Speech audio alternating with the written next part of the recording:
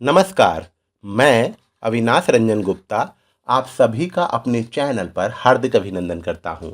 आज के इस वीडियो में हम लोग हिंदी साहित्य संसार के यशस्वी लेखक जयशंकर प्रसाद की नाट्यकला कौशल पर विचार करने वाले हैं।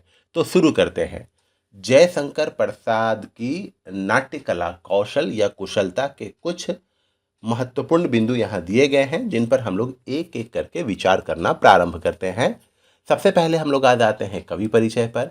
तो देखिए, जयशंकर प्रसाद आधुनिक युग के सर्वश्रेष्ठ कवि, नाटककार, कहानीकार, उपन्यासकार और निबंध लेखक हैं।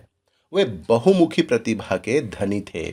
आपने पहली बार हिंदी कहानियों को कलात्मक प्रांजलता प्रदान की, जो उस युग की महत्वपूर्ण और अभूतपूर्व उपलब्धि थी। प्रसाद की संपूर्ण कहानियों को तीन वर्गों में बांटा जा सकता है। पहला है ऐतिहासिक, दूसरा है काल्पनिक और तीसरा है यथार्थवादी।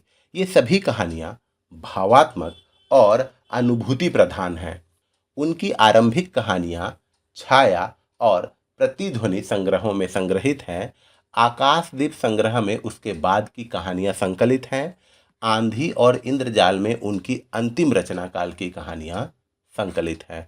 तो इस तरीके से हम लोगों ने कवि परिचय और उनके कृतित्व पर विचार कर लिया। अब आते हैं अगले बिंदु पर, जो है नाटक। देखिए, हिंदी साहित्य में नाटकों का युग भारतेंदु युग से ही प्रारंभ होता है।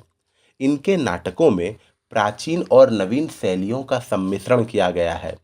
कोई निश्चित मार्ग स्थिर नहीं किया गया। इनके नाटकों का विषय भी समाज सुधार या धर्म ही रहा है, जिनमें हास्य और व्यंग्य की मात्रा अधिक है। इसके पश्चात द्विवेदी युग में नाटकों की प्रगति नहीं हो पाई। कुछ अनुवाद अवश्य मिलते हैं, किंतु अधिक जोर पारसी कंपनियों के साहित्यिक नाटकों का ही रहा। हिंदी साहित्य में ऊंचे स्तर के साहित्यिक नाटकों का सृजन करके प्रसाद जी ने नव युग निर्माण किया और हिंदी के रविंद्र माने जाने लगे। अर्थात अगर हम लोग क्रॉनिकल देखें तो भारतेंदु युग में जो भी नाटक थे, उसमें हास्य और व्यंग्य की मात्रा अधिक थी। उसके बाद हम लोग देखते हैं द्विवेदी युग में भी नाटकों में कुछ खास प्रगति नहीं हुई। उस समय पारसी कंपनियों का ही ज़्यादा जोर था। लेकिन प्रसाद जी की नाटक से नवयुग का निर्माण होना शुरू हुआ और वो हिंदी के रविंद्र माने जाने लगे। अब हम लोग देखते हैं जयशंकर प्रसाद जी की नाटकों का विषय क्या होता था। तो देखिए, प्रसाद के समय भारत की दशा शोचनीय थी। अतः अतीत के उज्जवल इतिहास की ओर ही प्रसाद का ध्यान गया, जहां से कुछ उद्बोधन तथा आश्वासन मिल सकता था। किंतु अतीत में मुगल काल को न लेकर हर्षवर्धन से पहले का समय ही प्रसाद ने चुना, क्योंकि इस काल में जहां परस्पर संघर्षों का जोर रहा, वहीं हिंदुओं का स्वर्णकाल भी इसको माना गया। प्रसाद के समकालीन भारत के लिए यह समय कुछ शिक्षाप्रद भी सिद्ध हुआ। मुगल काल में भारत की पराजय प्रसाद की दृष्टि में खटकने वाली वस्तु थी। तो इनके नाटकों का विषय हर्षवर्धन के काल का हुआ करता था। अब हम लोग आते हैं इतिहास पर। देखिए, जयशंकर प्रसाद के प्राय नाटक ऐतिहासिक हैं, किंतु इतिहास में यथास्थान परिवर्तन लाकर नाटकों को समयानुकूल बना देने की प्रसाद ने जो चेष्टा की है, सचमुच वो काबिले तारीफ है, प्रशंसनीय है। जन्मे जय का नाग यज्ञ से लेकर हर्ष के समय का पूरा विवरण सर्वप्रथम प्रसाद ने ही उपस्थित किया है। नाग जाति को एक मनुष्य जाति बताकर इतिहास में नवीन खोज का दर्शन कराया। तो इस तरीके से हम लोग देख रहे हैं, प्रसाद जी की नाट्य कला कौशल सचमुच उत्कृष्ट कोटि की थी। इनके जो नाटक के विषय होते थे वो प्राय ऐतिहासिक होते थे, और इन्होंने उन ऐतिहासिक नाटकों में यथास्थान आज का पुट मिलाकर, नवीन पुट मिलाकर, आधुनिक पुट मिलाकर उसे नवीन रूप में प्रस्तुत किया। इसमें इनका प्रशंसनीय कार्य है जन्मे जय का नाग यज्ञ, जो एक नाग जाति का हुआ करता था, और उसमें भी इन्होंने एक नवीन दर्शन का खोज कराया। अब हम लोग आ जाते हैं अंतर्द्वंद पर। देखिए, अंतर्द्वंद प्रसाद के नाटकों में विशेषतया उल्लेखनीय है। प्रसाद से पहले इसका अभाव था। प्रसाद ने द्वंद्व के साथ आंतरिक संघर्ष दिखलाकर नाटकों में प्राण डाल दिए हैं। संघर्ष दिखलाने के लिए प्रसाद ने नाटकों का विषय भी संधि युगों से चुना है, जैसे चंद्रगुप्त में मौर्य वंश का उदय और नंद वंश का पतन काल मिलता है। देखिए, यहाँ हम लोगों के लिए अंतर द्वंद्व समझ लेना आवश्यक है। मनुष्य दूसरे से तो युद्ध कर लेता है, दूसरे से तो तर्क वितर्क कर लेता है और उसमें उससे कमोबेश विजय भी प्राप्त हो जाती है, लेकिन जब मनुष्य अपने आप से तर्क वितर्क करता है तो मंथन के रूप में उसे अच्छी चीज़ें ही प्राप्त होती है। इनके नाटकों में अंतर द्वंद्व की प्रधानता रही है। ये दर्शकों को भी या पाठकों को भी अंतर द्वंद्व की महिमा के बारे में बताता है कि हमें अपनी समस्या का समाधान कोई दूसरा दे सके या ना दे सके, लेकिन अगर हम अपने आप से बातचीत करते हैं तो हमें अपनी समस्याओं का समाधान जरूर मिलेगा। और इसके लिए इन्होंने संधि युगों को ही चुना। संधि युग मतलब एक का अवसान हो रहा है और दूसरे का उत्थान हो रहा है, उस पीरियड को, उस समय सीमा को हम लोग संधि युग कहते हैं। जैसे चंद्रगुप्त में मौर्य वंश का उदय होना और नंद वंश का पतन काल मिलता है, ये संधि युग है। अब हम लोग आ जाते हैं अगले बिंदु पर, जो है चरित्र चित्रण। देखिए, प्रसाद जी के नाटक घटना प्रधान न रहकर चरित्र प्रधान बन पड़े हैं। सभी प्रकार के पात्रों का चरित्र बड़ी कुशलता और सजीवता से अंकित किया गया है। राज्यश्री, विशाख, स्कंदगुप्त आदि का चरित्र आदर्श मानवों का चरित्र है।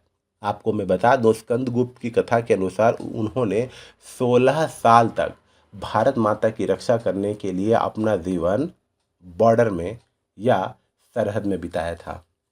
नारी महिमा। नारी महिमा द्वारा प्रसाद के नाटक और भी प्रगतिशील जान पड़ते हैं। नारी को त्याग और बलिदान की मूर्ति बनाकर भी उसे पुरुष की सच्ची सहधर्मिणी बनाया है। ध्रुव स्वामिनी इस पंक्ति में श्रेष्ठ नाटक है। अर्थात जयशंकर प्रसाद जी का ये खुला मत था, उनका ये दृढ़ विश्वास था कि किसी भी समाज के उन्नति में स्त्रियों की भी अहम भूमिका होती है, और इसीलिए इन्होंने अपने नाटकों में स्त्रियों की भूमिका पर विशेष ध्यान दिया और इन्होंने स्त्री प्रधान नाटक भी लिखे, जिसमें ध्रुव स्वामिनी सबसे पहले आती है। महाकवित्व। देखिए, प्रसाद का महाकवित्व उनके नाटकों में भी देखने को मिलता है। उनके गद्य में एक तरह का संगीत सुनाई पड़ता है। उनके गीत कवि कला के अच्छे नमूने हैं। प्रसाद मूलतः कवि हैं। उनकी कहानियों में भी उनका काव्यात्मक भावभीनी वातावरण छाया रहता है। प्रसाद ने हिंदी कहानी तथा नाटकों को सर्वथा नवीन शैली, शिल्प, प्रांजलता, भव्यता और कलात्मक रूप प्रदान करके उसे अलंकृत किया है। तो इस तरीके से हम लोगों को ये पता चलता है कि अगर नाटकों को महामंडित करने का श्रेय अगर किसी को जाएगा तो वो जयशंकर प्रसाद जी को। अब हम लोग आ जाते हैं रूढ़ि विरोध। प्रसाद ने रूढ़ि का विरोध करते हुए विषय शैली और नाटक विधान आदि सब दृष्टि से नाटकों को नवीन एवं मौलिक बनाने की चेष्टा की है।